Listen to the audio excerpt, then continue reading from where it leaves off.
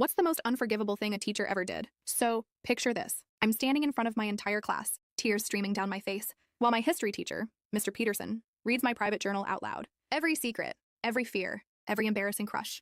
And the room? Dead silent.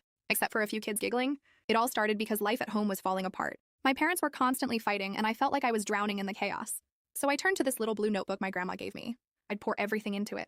How scared I was they'd split up. How I couldn't focus in school, and yeah, even my hopeless crush on Tyler, the cute boy 2 rows back. I wrote in that journal all the time. At lunch, on the bus, sometimes even in class when things felt too heavy. It was the only place where I could breathe. One day in history, I was quietly scribbling in it behind my textbook while Mr. Peterson droned on about World War II. But of course, he spotted me. "Passing notes, Emma?" he said, walking over and snatching the notebook before I could close it. "It's just my journal," I whispered, reaching for it. "Please, give it back." But instead of handing it over, he smirked and said, "Maybe what's so important should be shared with everyone."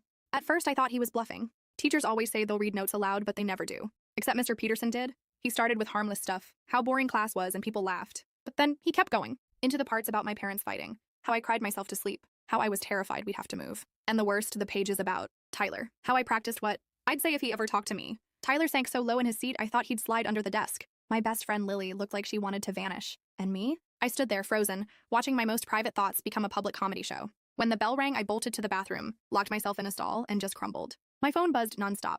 Texts from people in class, none of which I wanted to read. That night, I didn't tell my parents. They were too busy screaming at each other, and honestly, I just wanted to disappear. But the next morning, my mom noticed my puffy eyes. And when I finally told her, she didn't yell or freak out. She just quietly grabbed her car keys. At school, she marched straight into the principal's office, pulling me behind her. Calm as anything, she placed my journal on his desk and said, "Mr. Peterson read this to my daughter's entire class yesterday. Every word. What are you going to do about it?" When Mr. Peterson got called in and saw my mom, his face turned ghost white. He stammered something about discipline issues, and she wasn't paying attention, but my mom cut him off. She trusted her feelings to that book because she didn't feel safe talking about them at home. You took that safety away. 2 days later, Mr. Peterson was on personal leave. A week later, we had a new history teacher. And me? I learned that sometimes the most powerful voice in the room isn't the loudest.